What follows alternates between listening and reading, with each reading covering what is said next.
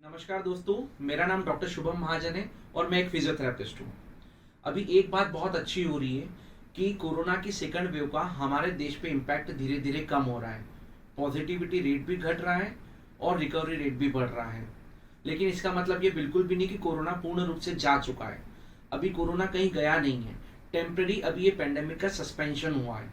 लेकिन अगर हम कोरोना अप्रोप्रिएट बिहेवियर को अपनाते हैं तो हम इसकी तीसरी लहर को आने से बिल्कुल रोक सकते हैं, या तीसरी लहर के जो गंभीर इम्पैक्ट है उसको हम जरूर मिनिमाइज कर सकते हैं। तो फेस मास्क, सैनिटाइजर और सोशल डिस्टेंसिंग और जो भी कोविड अप्रोप्रिएट बिहेवियर की चीजें हैं उन सबका पालन बिल्कुल नियमित रूप से करते रहिएगा। दोस्तों, अभी जब कोविड-19 की सेकंड वेव कम होने लगी उसके बाद हम लोगों ने एक नई टर्म, एक नई बीमारी के बारे में सुना जिसको हम म्यूकरमाइकोसिस कहते हैं, या आम भाषा में इसे ब्लैक फंगस भी कहा जाता है। तो आज हम थोड़ा सा डिटेल में जानेंगे कि ये ब्लैक फंगस क्या होता है और ब्लैक फंगस कैसे फैलता है, किन लोगों को ब्लैक फंगस होने के चांसेस ज्यादा है। और अभी ब्लैक फंगस के बाद थोड़े समय बाद हमने येलो फंगस के बारे में भी सुना, उसके बाद हमने व्हाइट फंगस के बारे में भी सुना। तो आज मैं आपको थोड़ा सा ब्रीफली डिस्क्राइब करता हूँ इन सभी चीजों के बारे में। तो आइए सबसे पहले हम जानते हैं ब्लैक फंगस के बारे में, या हम कहें म्यूकरमाइकोसिस के बारे में। तो जो म्यूकरमाइकोसिस है ये एक फंगल इन्फेक्शन है जो कि म्यूकरमाइसिटिस नाम के फंगस से आया है। ये माइसिटिस क्या होते हैं? ये एक अवसरवादी फंगस होते हैं, मतलब अपॉर्चुनिस्टिक होते हैं। ये जब भी शरीर की इम्यूनिटी कम होने लग जाती है तो उनको अवसर मिलता है कि वो वहां पे जाए और उसको अटैक कर दे। तो म्यूकरमाइकोसिस एक प्रकार का फंगल इन्फेक्शन है। यूजुअली ये स्पोर्स के थ्रू, हवा में स्पोर्स के थ्रू हम ब्रीथ करते हैं, सांस लेते हैं, उसके थ्रू हमारे ये लंग्स में चला जाता है या नोज या साइनस में चला जाता है और ये धीरे धीरे उसको इम्पैक्ट करने लग जाता है, अफेक्ट करने लग जाता है। तो किन लोगों को म्यूकरमाइकोसिस होने के चांसेस ज्यादा हैं? उन लोगों को जिनको कोमॉर्बिडिटीज है, मतलब साथ में दूसरी बीमारियां हैं, जैसे कि अनकंट्रोल्ड डायबिटीज है, या उनका रीनल फंक्शन, किडनी के फंक्शंस प्रॉपर नहीं है, या उनको कैंसर या HIV है, या उनको एड्स है, या ऐसी कोई भी बीमारी है, कोमॉर्बिडिटीज है, उन लोगों को ब्लैक फंगस होने के चांसेस ज्यादा हैं। वो लोग जिनकी इम्यूनिटी ऑलरेडी गिरी हुई है, कम है, इम्यूनिटी लेवल उनका कम है, उन लोगों को ये इन्फेक्शन सबसे ज्यादा होता है। वो लोग जो अनहाइजीनिक कंडीशंस में रहते हैं, जो साफ सफाई की कंडीशंस में नहीं रहते हैं, जिनके आसपास बहुत गंदगी और कचरा होता है, उन लोगों को ब्लैक फंगस होने के चांसेस ज्यादा हैं। वो लोग जिनकी सैनिटरी कंडीशंस प्रॉपर नहीं है, जो कंटामिनेटेड फूड खा लेते हैं, उन लोगों को भी ब्लैक फंगस होने के चांसेस ज्यादा होते हैं। अभी अभी कोविड-19 में बहुत लोगों को, पेशेंट्स को स्टेरॉइड देने की आवश्यकता पड़ी। ये स्टेरॉइड्स क्या होते हैं? हमारी शरीर की इम्यूनिटी ऑलरेडी कम कर देते हैं। तो हमारी शरीर की इम्यूनिटी कम होने के कारण कोविड-19 वाले पेशेंट्स में भी अभी ब्लैक फंगस बहुत ज्यादा देखा जा रहा है। साथ ही साथ ये भी बताया जा रहा है कि जो ऑक्सीजन, इंडस्ट्रियल ऑक्सीजन लेने की जरूरत पड़ी, क्योंकि अभी बीच में सेकंड वेव का जब बहुत ज्यादा स्थिति गंभीर थी, जब पैनिक बहुत ज्यादा हो गया था, तब ऑक्सीजन की बहुत ज्यादा जरूरत पड़ी थी। उस समय हमने इंडस्ट्रियल ऑक्सीजन का भी यूज करा था। वो इंडस्ट्रियल ऑक्सीजन बहुत ज्यादा हाइजीनिक नहीं थी, इस कारण से अनहाइजीनिक कंडीशंस के कारण उसमें फंगस का ग्रोथ होने लग गया और वो कैसे भी हमारे शरीर के अंदर चला गया। तो ये कारण इन लोगों को फंगस होने के चांसेस ज्यादा है। अब मैं बताता हूँ कि इसे ब्लैक फंगस क्यों कहते हैं। ये क्या करता है? जिस भी टिश्यू को अफेक्ट करता है उस टिश्यू के ब्लड सप्लाई को कम कर देता है, वहां पे खून के जाने को रोक देता है और उस पार्ट को काला पड़, नेक्रोस्ड कर देता है, सड़ा देता है, और नेक्रोसिस होने के कारण वो पार्ट काला हो जाता है। इसलिए इसे ब्लैक फंगस कहा जाता है। ब्लैक फंगस यूजुअली क्या क्या सिम्टम्स आते हैं जब किसी मरीज को ब्लैक फंगस होता है? तो जब भी किसी मरीज को ब्लैक फंगस होने लगता है तो उसे सेंसेशंस अल्टर्ड हो जाते हैं।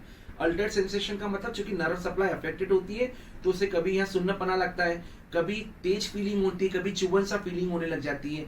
तो सेंसेशंस के अल्टर्ड हो जाते हैं। जैसे ही फंगस नाक की तरफ, नेजल कैविटी की तरफ बढ़ता है तो मरीज की नेजल ब्लॉक होने लग जाती है। कभी कभार नाक में से खून आने लग जाता है, कभी कभी नाक में से काला कलर का द्रव या पदार्थ बाहर निकलने लग जाता है। जैसे ही फंगस और ऊपर की तरफ स्प्रेड करता है, साइनसेस की तरफ स्प्रेड करता है, आंखों की तरफ स्प्रेड करता है, तो आंखों में रेडनेस होने लग जाती है, काफी इरिटेशन होता है, इचिंग होती है, आंखों में दर्द होने लग जाता है, आईबॉल में बिल्कुल स्वेलिंग आने लग जाती है, कभी कभी सिर्फ बल्जिंग, आंख बाहर की तरफ आ जाती है, और बहुत बार विजन का भी लॉस हो जाता है, आंखों से दिखना भी बंद हो जाता है। और जब ये वायरस ब्रेन में ऊपर की तरफ बढ़ता है तो ये पेशेंट को सीवियर हेडेक, सीवियर वोमिटिंग करवाता है, और जब इसकी स्थिति बहुत ज्यादा गंभीर हो जाती है तो पेशेंट कोमा में भी जा सकता है और उसकी मृत्यु भी हो सकती है। तो चूंकि ऑलरेडी ये बहुत रेयर इन्फेक्शन है, लेकिन बहुत डेडली इन्फेक्शन, बहुत फेटल इन्फेक्शन है, इसलिए जितनी जल्दी आप इसके सिम्टम्स को समझेंगे, जितनी जल्दी आप आपके फिजिशियन और डॉक्टर के पास में जाएंगे, उतनी जल्दी इसका इलाज होगा और उसके गंभीर परिणामों से हम बच सकते हैं। तो क्या ट्रीटमेंट होता है यूजुअली ब्लैक फंगस का? ब्लैक फंगस का ट्रीटमेंट डिपेंड करता है क्या क्या सिम्टम्स उसके आ रहे हैं। यूजुअली एंटी फंगल मेडिसिन, आजकल जो एम्फिटोरिसिन बहुत चल रही है, ये इसकी ब्लैक फंगस के ट्रीटमेंट में काम आती है। और जिस भी पार्ट में ब्लैक फंगस हो जाता है उस पार्ट को सर्जन रिमूव कर देता है ताकि फंगस और ज्यादा स्प्रेड ना हो, आगे की तरफ ना बढ़े। क्या प्रिवेंशन या क्या प्रिकॉशंस हम कर सकते हैं? देखिए, ये भी हवा में स्पोर्ट्स की तरफ है, इसलिए फेस मास्क को लगाना बड़ा आवश्यक है, जो हम कोरोना के लिए ऑलरेडी लगा रहे हैं। हमारे आसपास की जितनी भी गंदगी है, अगर है हमारे आसपास कोई भी अनहाइजीनिक सिचुएशंस है या कंटामिनेशन वाली चीजें, उसको साफ सफाई में रखें। बासी खाना बिल्कुल भी ना खाएं, क्योंकि कंटामिनेटेड फूड के अंदर ये फंगस ज्यादा उगता है। जिस भी कमरे में, अगर आपके कमरा है या घर है, जहां पर भी अगर वेंटिलेशन प्रॉपर नहीं है, तो वहां पर जरूर वेंटिलेशन को प्रॉपर करने की कोशिश करें, एयर का बाईपासिंग होने दें, क्योंकि ह्यूमिड जगह पर जहां पे नमी बहुत होती है वहां पे ये फंगस बहुत ज्यादा उगता है। तो ह्यूमिडिफाइड जगह पर इसको थोड़ा सा आप सोच समझकर, ध्यान रखकर उस कमरे में वेंटिलेशन के या प्रॉपर एयर की बाईपासिंग को होने दें। तो this are the general precautions जो हमें यूजुअली लेना है। और इस प्रकार के सिम्टम्स आने पर जल्द से जल्द अपने फिजिशियन से मिले, अपने नजदीकी डॉक्टर से मिले। अब जैसे हमने ब्लैक फंगस को जाना, वैसे ही हम येलो फंगस के बारे में बात करते हैं। Yellow fungus, usually black fungus में फिजिकल सिम्टम्स ऊपर से ज्यादा दिखाई देते हैं। येलो फंगस में इंटरनल सिम्टम्स ज्यादा होते हैं। यूजुअली ये ऑर्गन्स को अफेक्ट करता है, अंगों को अफेक्ट करता है। ऑर्गन्स में से पस का लीकेज होने लग जाता है। चूंकि पस हल्के पीले कलर का होता है, इसलिए हम इसे येलो फंगस कहते हैं। और ऑर्गन्स में से अगर पस निकलने लग जाता है तो धीरे धीरे ऑर्गन्स डैमेज होने लग जाते हैं। और जब ऑर्गन डैमेज होने लग जाते हैं तो धीरे धीरे मल्टी ऑर्गन फेलियर होने लग जाता है, जिससे पेशेंट की मृत्यु हो सकती है। इसके भी लगभग वैसे ही सिम्टम्स आते हैं, लेकिन जिस भी ऑर्गन्स पे अफेक्ट करेगा उस ऑर्गन के रिलेटेड भी सिम्टम्स आने लग जाते हैं। अब बढ़ते हैं हम व्हाइट फंगस के बारे में। व्हाइट फंगस यूजुअली एस्परगिलोसिस नाम के फंगस से होता है। इसमें ये हमारे नाखूनों की सतह, हमारी चमड़ी, हमारी टंग, हमारा सॉफ्ट पैलेट जिसे कहें हम जबड़ा, इन सब पर व्हाइट पैचेस बनने लग जाते हैं। चूंकि ये व्हाइट पैचेस बनने लग जाते हैं तो नाम से इसे हम व्हाइट फंगस कहते हैं। इसके अंदर भी जिस जगह ये फंगस जाता है वहां पर उस जगह के रिलेटेड सिम्टम्स यूजुअली आने लग जाते हैं। तो यूजुअली इससे आपको बहुत ज्यादा घबराने की आवश्यकता नहीं है, लेकिन सतर्कता बहुत जरूरी है। आपको एक बात जानकर आश्चर्य होगा कि ये कोरोना के आने के पहले भी भारत में ब्लैक फंगस का जो प्रिवेलेंस है, उसके होने के जो चांसेस हैं वो किसी भी कंट्री से 70 गुना ज्यादा चांसेस थे ऑलरेडी।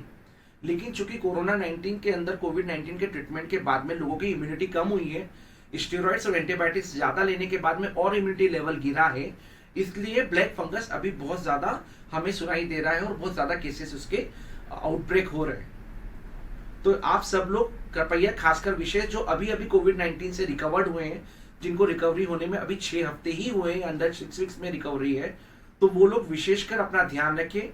ओल्ड एज वाले पेशेंट जिनकी इम्यूनिटी कम है या जिनको कोई और कोमॉर्बिडिटीज है, खासकर डायबिटीज वाले पेशेंट जिनके डायबिटीज कंट्रोल नहीं होती है, वो मरीज अपना विशेषकर ध्यान रखें। अननेसेसरी ऐसी जगहों पर ना जाएं जहां पे बहुत भीड़ भाड़ हो, और अगर जाने का काम भी पड़े तो मास्क और सोशल डिस्टेंसिंग को अपनाएं। आप सब अपना बहुत बहुत ध्यान रखिएगा, अपना ख्याल रखिएगा। धन्यवाद।